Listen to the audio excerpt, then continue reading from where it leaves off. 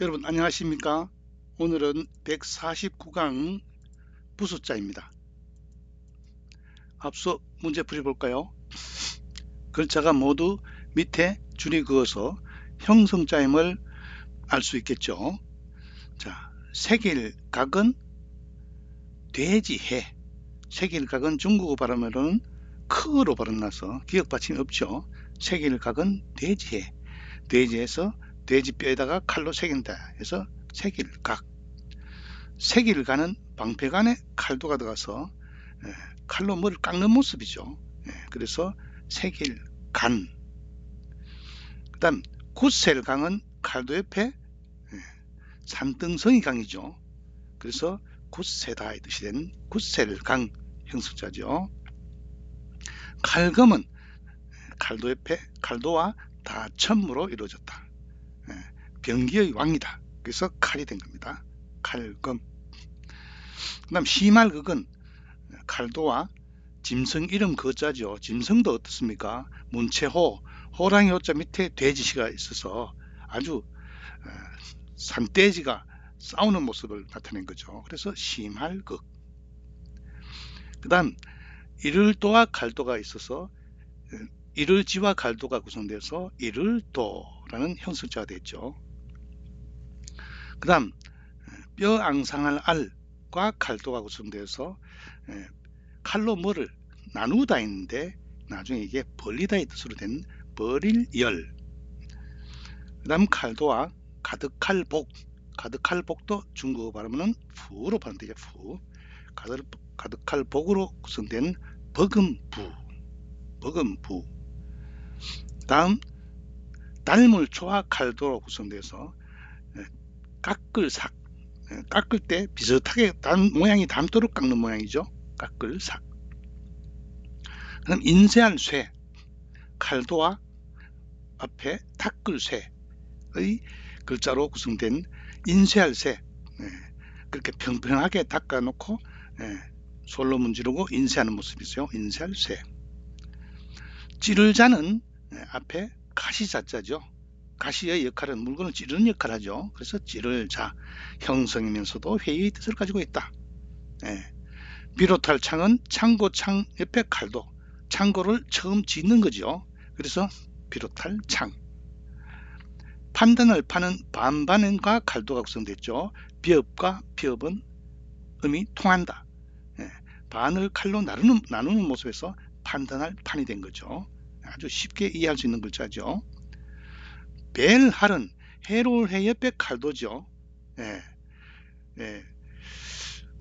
해로운 것을 칼로 오려내는 거죠. 그래서 벨할. 형벌형은 칼도와 옆에는 우물정자 모양이죠. 소전의 모양은 우물정자입니다. 형벌을 뜻한다. 형벌형. 오늘 수업 볼까요? 힘력 부수자입니다. 힘력은 뭐 혹자들은 팔을 이렇게 굽혀가지고 알통 모양을 본뜬 자도 하는데 그렇지 않습니다. 이 글자를 보세요. 검문의 자연을 보면은 힘력은 그 뭡니까? 농기구 모양이죠. 소전도 그렇고 세 갈래 모양의 농기구를 본뜬 자입니다. 농기구를 들려면 일을 해야 되겠죠. 그래서 힘을 뜻하게 된 글자, 뜻하게 되었다. 더할 가자는 농기구에다가 밑에 입구로 된 회의자죠. 말을 더하다, 더하다 해서 더할 가자가 된 거죠. 힘력은 부수자입니다.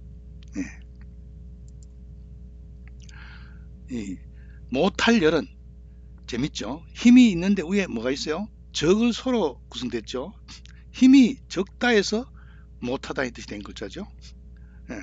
쉬운 글자죠. 이게 상구까지 갈 게 있겠어요? 일할로도 재밌습니다. 검문의 자형은 뭡니까? 불꽃염이죠. 불이 지금 3개 있죠. 불화가. 아주 세게 타는 불꽃 모양에서 불을 들고 야간 작업하는 모양을 본뜬 자죠. 제가 중국에 30년 전에 갔을 때는 크게 느끼지 못하는데 나중에 10년 전에 가니까 중국에도 야간 작업을 하기 시작하더라고요. 그때부터 이제 중국이 발전하기 시작한 거죠. 공산당도 야간 작업을 한다 이 말이죠. 이달로는 야간 작업하는 데서 나온 거다. 혹은 위에 불화가 있어서 땀을 흘린다 이렇게 보면 안 되죠. 그 다음 공공은 장인공, 이 형성자입니다. 그렇죠? 공공은 장인공에서 음을 빌린 형성자이죠. 장인공은 뭡니까? 자로 재는 도구죠. 공구를 들고 힘을 쓰는 것이 공공이다. 권할권은 옆에 황새관자에서 니은받침 황새관자에서 본 뜻은 격려하다에서 나온 권할권자가 되겠습니다. 더할 가, 못할 열, 일할 노자는 회의자이고 공공, 권할권은 장인공과 황새간에서 음을 빌린 형성자이죠. 자, 다음 힘력으로 구성된 형성자입니다. 부지런할 건은 작을근, 옆에 작을근에서 음을 빌렸다. 부지런할 건 힘력이 들어갔죠. 앞에 말씀에 들어가면은 삼가할 근자가 되죠. 이 근자가 또 많이 근자를 음을 가지고 있죠. 위에 풀초를 하면은 제비꽃 근 이래 되죠. 다음 힘쓸로는 종로, 그렇죠? 종로에서 음을 빌린 힘쓸로. 종은 힘써서 노력해야 된다 뜻을 가지고 있는 거죠. 다음은 움직일 동은 무거울 중, 동 종성받침 이형, 중 종성받침 이형이죠. 움직일 동은 무거울 중, 무거운 것을 움직이는 거죠. 움직인다는 뜻을 가지고 있다. 움직일 동은 무거울 중을 힘을 가해서 움직였다. 형성자이면서도 우리 뭡니까? 설악산의 흔들바위 같은 것을 느끼게 하죠. 그 다음 힘쓸 여는 숫돌여. 숫돌이 뭔지 학생들은 모르는 경우가 많더라고요. 칼을 가는 밑에 돌이 숫돌입니다. 힘력과 숫돌여가 들어갔으니까 뭡니까? 칼을 가지고 이 노동을 위한 노력을 힘써야 되겠죠. 그래서 힘쓸 여, 음을 빌린 형성자이면서도 회의의 뜻을 가지고 있죠. 힘쓸 면은 면할면, 옆에서 면할 면자가 음을 빌렸죠. 면할 면자는 뭐라 했어요? 위에 모자를 덮어 쓰는 것을 벗었다. 그래서 이를 면했다 이 뜻이 된 글자랬죠. 면류가 면자에서 나온 글자입니다. 힘쓸 면은 힘력과 면할 면에서 나와서 힘쓰다의 뜻이 됐다. 다음은 모을모, 힘쓸 모. 이것은 없을 막도 중국에서는 기역 받침이 없으니까 모로 같은 발음이죠. 모을모는 모에서 음을 빌린 형성자이다. 모을모, 힘쓸모는 밑에 힘력이 들어가 있죠. 모두 형성자입니다. 부지런할 근, 힘쓸로, 움직일 동, 힘쓸려, 힘쓸면, 모는 옆에 있는 글자의 형성자에서 음을 빌린 형성자이다. 것을 알 수 있습니다. 다음 힘력으로 구성된 형성자 이어서 보겠습니다. 힘쓸무는 힘력이 빠져도 힘쓸무죠. 그래서 힘쓸무, 무에서 음을 빌린 형성자이다. 그 다음 형세세는 위에가 심을예자죠. 심을예. 심을예로 구성되어서 원래는 권력, 권세인데 이게 나중에 형세로 바뀌었죠. 형세세. 이길승도 재밌습니다. 이길승은 요 힘력이 빠지면 나짐입니다. 나짐. 임금이 나는 할 때 짐은 이렇게 하잖아요. 그죠? 나짐자입니다. 나짐으로 구성돼서 능히 감히 당할 수 있다. 그래서 이기다는 뜻이 됩니다. 나는 무엇인지 감히 할 수 있다 해서 나온 이길 성자입니다. 날렐 용자는 사내남 위에 배트맨 그게 아니죠. 옆에 위에 길용 밑에 힘력이 들어가서 용에서 음을 빌린 형성자죠. 과감하다, 담대하다 이 뜻이 된 날렐 용.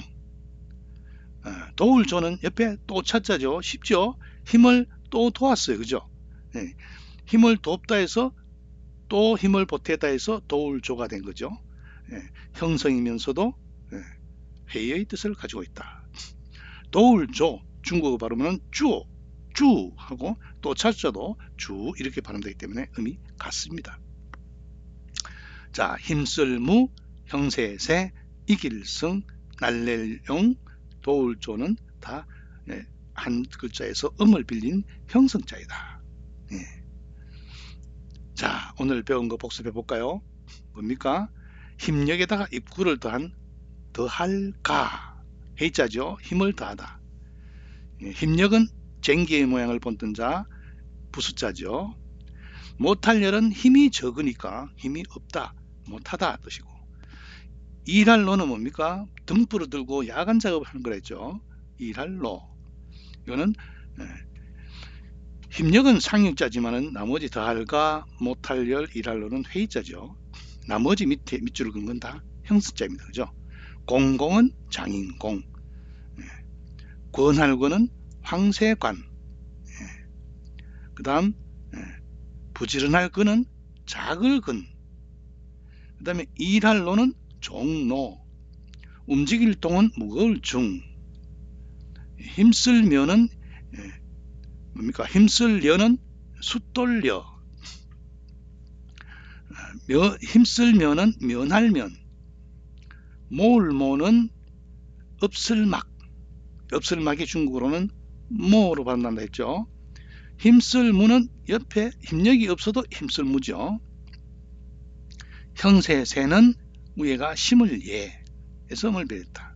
이길승은 힘력이 없으면 나짐이죠. 나짐, 나짐에서 음을 빌린 나는 이길 수 있다 해서 이길승. 날렐용은 힘력 위에 길용자죠. 길용, 그래서 날래다 뜻이 된 거죠.